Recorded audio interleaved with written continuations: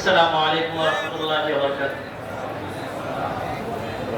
আপনারা হয়তো আমাকে অনেকে ছিলেন যে আমি দীর্ঘদিন পর্যন্ত এই যে তথাকথিত সেই সুন্নিত দলে আমি চলে গিয়েছিলাম, এটা আপনারা অনেকে জানেন। এবং এই সুন্নিত দলে যাওয়ার পরে তারা যে কত উপরে উঠিয়েছে আপনারা তো দেখছেন। আদর্শগত ময়দানে আমি 2 বছর বয়ান করেছি, এগুলো ইউটিউবে এখনো আছে। তারপর মাইজবান্ডার সহ আদর্শী সহ বড় বড় প্রোগ্রাম আমি করেছি।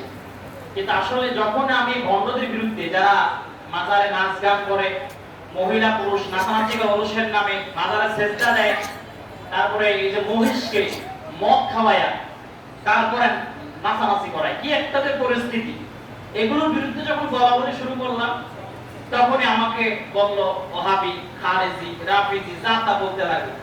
আমি চিন্তা করলাম যেখানে থাকলে বন্ধদের বিরুদ্ধে বললে, অপকর্মের বিরুদ্ধে বললে খারেজি, রাফিজি, ওয়াহাবি গালি শুনতে হয়, তো এদের দলে থাইকে এদের কাজ করার দরকার নাই। এই সমস্ত বেদাতি দল বাতিল ফেরকা ছেড়ে তা চলে আসাই ভালো। আমি শেষ পর্যন্ত চিন্তা করলাম যে এই শিরিক বেদাতিদের সঙ্গে থাইকে আমি মারা যাই, জাহান্নাম ছাড়া আর কোনো উপায় থাকবে না। শেষ পর্যন্ত আমি এই আমার শায়েখকে স্মরণ করলাম যে না, এখানে আমার যাওয়া উচিত। যেহেতু মদরুল সালিহি ভাই তিনি 22 বছর ওই রাস্তায় থাকার পরে সালিহি ভাই যেহেতু সঠিক পথে আসছে, তা আমি কেন ওই বেহাত পথে, ওই বেদাতি পথে থাকবো? তা আমি শেষ পর্যন্ত আমি আমার শায়েখকে সামনে রেখে আজকে আপনাদের সকলের সামনে ওয়াদা করলাম আর জীবনও আমি এই বেদাতিত দলে যাব না।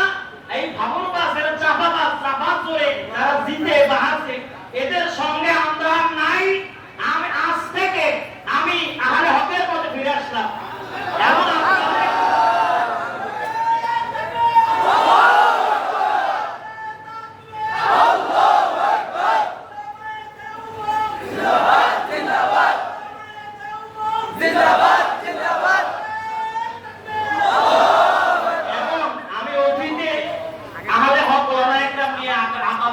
অনেক বাজে মন্তব্য করেছি শায়েখের কর্মনায় সহ, কাউকে বাদ দেইনি।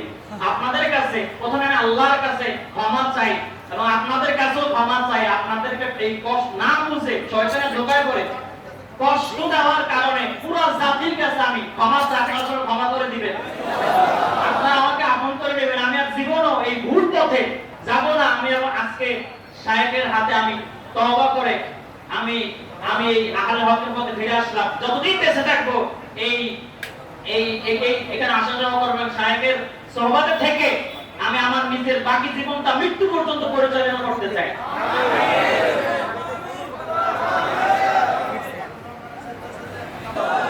এবং এদের বেলায়েতের মুতলাকা যে কিতাবটা আছে, এই কিতাবের মধ্যে আছে যে আদম আলাইহিস সালাতু ওয়াসসালামকে নাকি আল্লাহ রাব্বুল আলামিন ক্ষমা করেছিল মাইজবান্ডারি পীরের উসিলায়। সূরা দোহা 4 নম্বর আয়াতে নাকি মাইজবান্ডারের পীরের নাম আছে। শুধু এখানে শেষ না, সূরা আনামের 33 নম্বর আয়াতে নাকি মাইজবান্ডারের পীরের আগমনী বার্তা আল্লাহ বলছে। এই সমস্ত শিরকিয়াত সম্পর্কে যখন জানছি আর থাকা যায়, কোটি টাকা দিলেও আমরা রাখতে পারে না। আমি চলে আসছি, আপনারা দোয়া করবেন। আজকে আমি এখানে আলোচনা সমাপ্ত রাখছি। জি অবশ্যই অবশ্যই এবং যে ওখানে ক্ষমা চেয়েছে যে ওখানে ক্ষমা চেয়েছে, এই জন্য আপনারা সবাই ক্ষমা করে দিবেন। একটু কষ্ট পেয়েছে আপনারা অনেক জানি, তাও আমাকে মাফ করে দিবেন। এবং আল্লাহর কাছে আমি আল্লাহকে ক্ষমা চাইলে আল্লাহ তো ক্ষমা করে দেয়, অবশ্যই আল্লাহ ক্ষমা করে দিবেন। আজকে আলোচনা এখানে আমি সমাপ্ত করছি। আসসালামু আলাইকুম ওয়া রাহমাতুল্লাহি ওয়া বারাকাতুহু।